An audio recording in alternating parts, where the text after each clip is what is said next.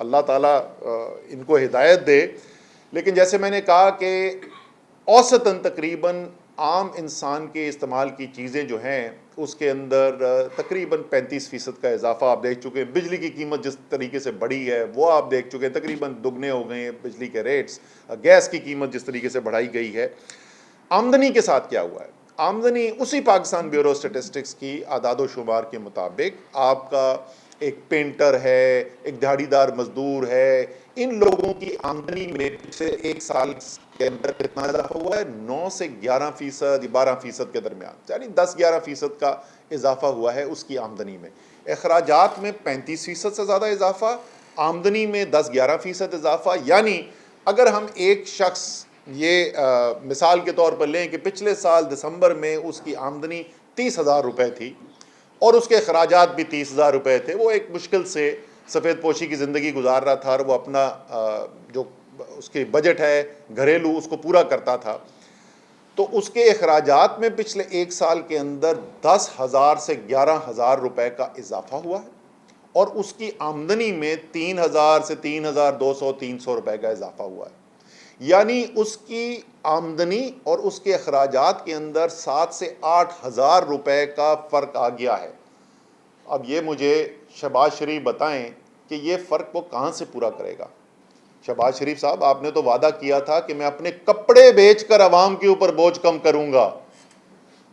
ارب پتی نہیں, آپ تو مہا ارب پتی ہیں. 16 ارب روپے کی تو ٹیٹیز آتی ہیں آپ کے اکاؤنٹ کے اندر, تو کپڑے بھی بہت سارے ہوں گے آپ کے. ذرا قوم کو یہ بتانا پسند کریں گے کہ آپ نے کتنے کپڑے بیچے, اس میں سے کتنا پیسہ آپ نے جمع کیا اور وہ عوام کی ریلیف کے لیے کہاں پر خرچ ہوا؟ پھر ایک دن تقریر میں انہوں نے کہا میں ساری رات جاگوں گا.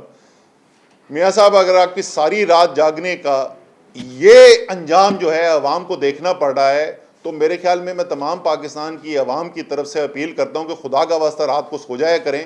کم سے کم آپ کو دن میں صرف 16 گھنٹے ملیں گے تباہی کرنے کے لیے, بجائے کہ جو 24 گھنٹے آپ تباہی کر رہے ہیں.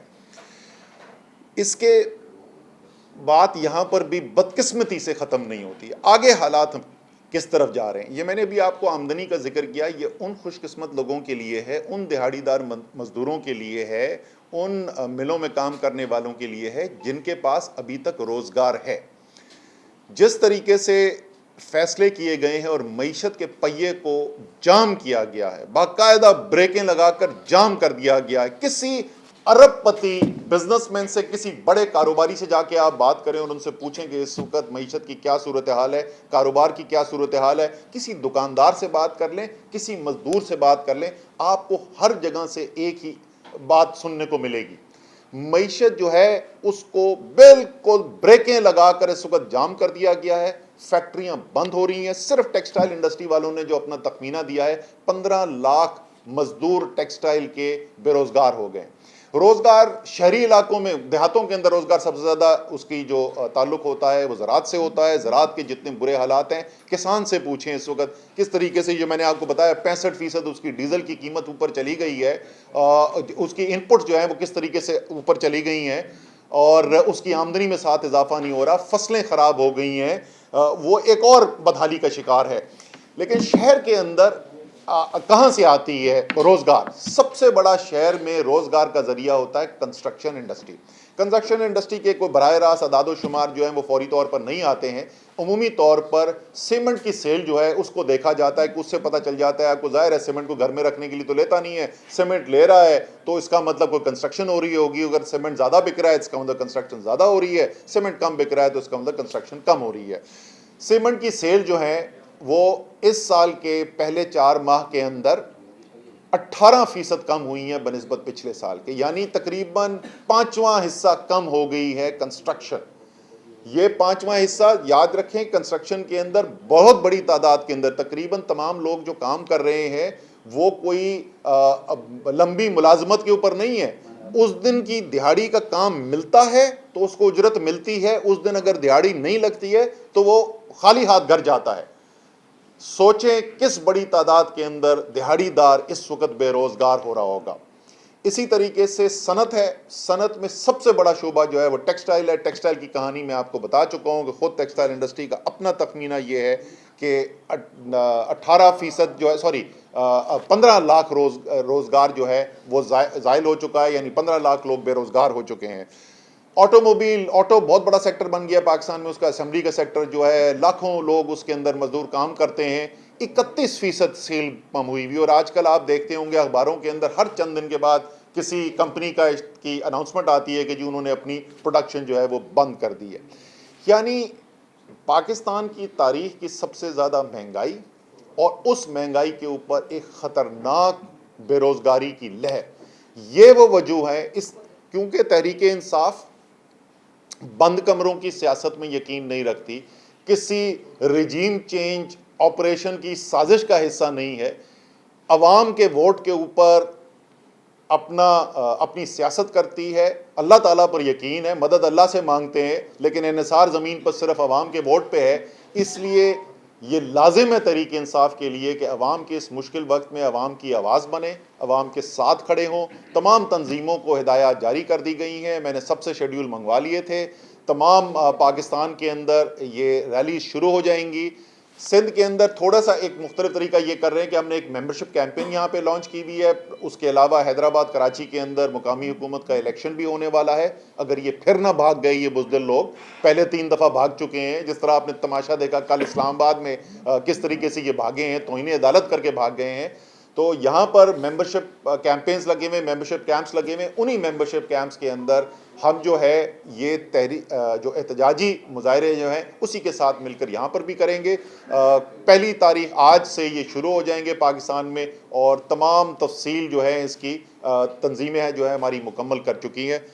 انشاءاللہ تعالی جیسے میں نے کہا ایک نیا سال شروع ہوا ہے، اچھی امید کے ساتھ شروع کرنا چاہیے، اور امید یہی ہوگی کہ وہ فصل گل جس کو کبھی زوال نہ دیکھنے کو ملے، جیسے احمد ندیم قاسمی کی دعا تھی، اسی دعا کے ساتھ اس سال کو شروع کرتے ہیں. انشاءاللہ تعالی بہتر دن آئیں گے.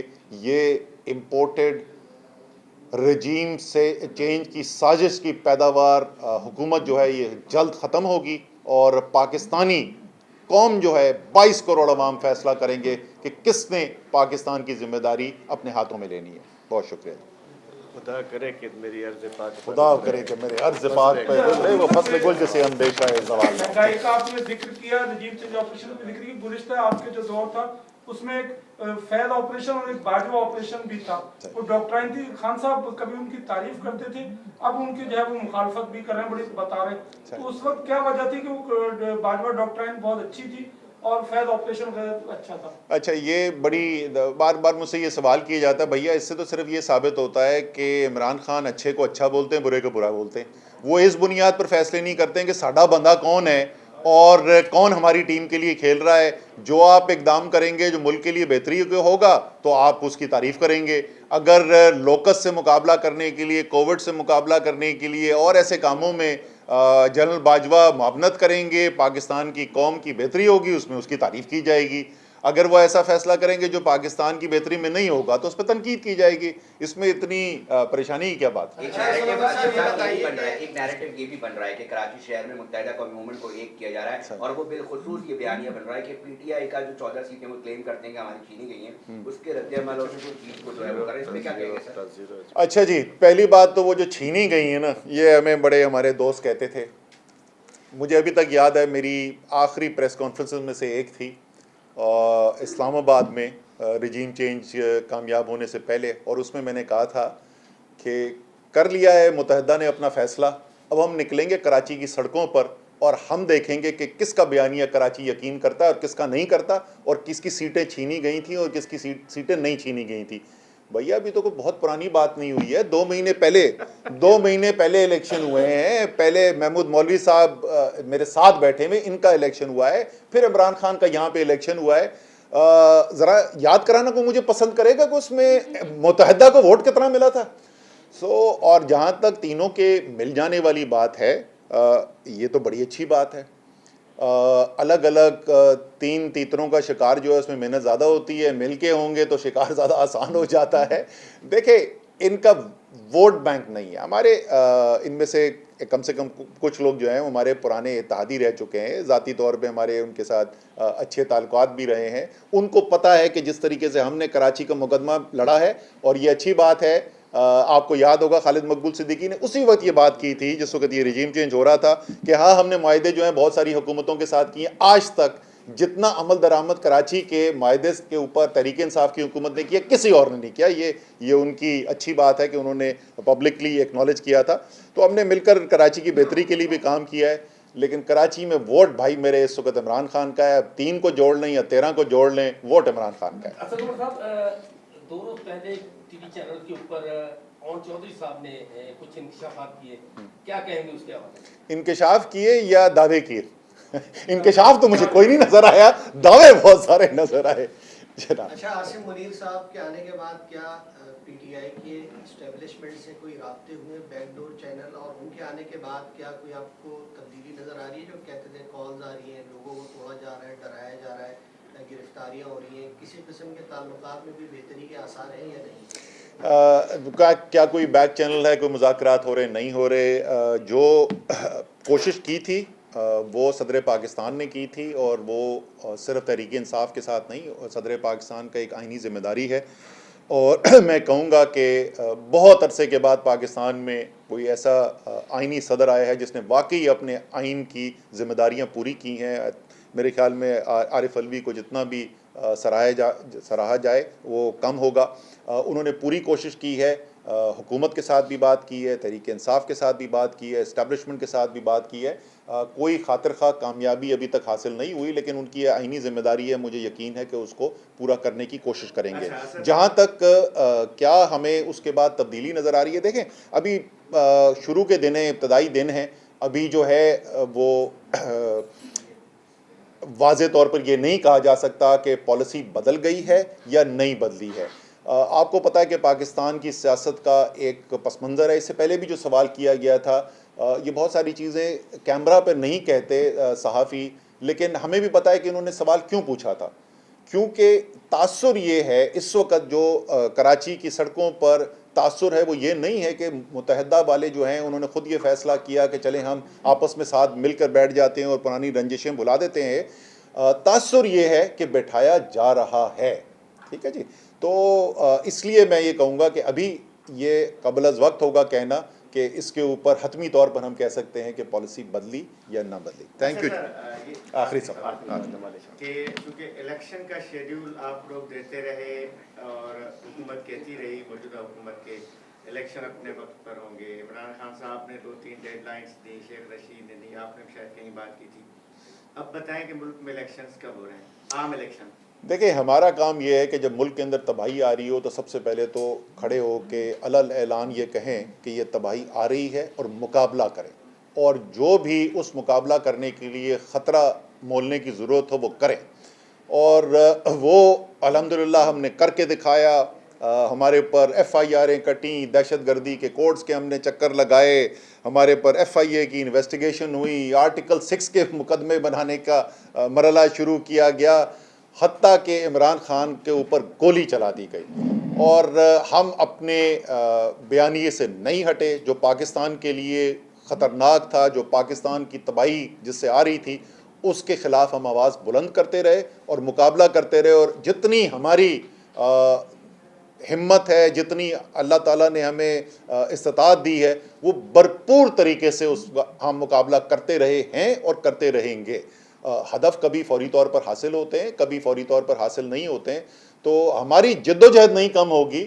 2023 تو اب تو سب نے کہنا شروع کر دیا الیکشن کا سال ہے، لیکن جو ان کی صورتحال ہے، جس طریقے سے یہ خوف زدہ ہیں الیکشن سے، یہ آپ بھی کبھی فارمولہ استعمال کر کے دیکھیں. کوئی PDM والا اگر آپ کو کوئی زیادہ تنگ کر رہا ہو نا، اور آپ نے اس کو خوف زدہ کرنا ہو، تو آپ صرف اس کو یہ کہیں کہ الیکشن آ رہا ہے، بس اس کے بعد دیکھیں وہ کیسے غائب ہوتا ہے.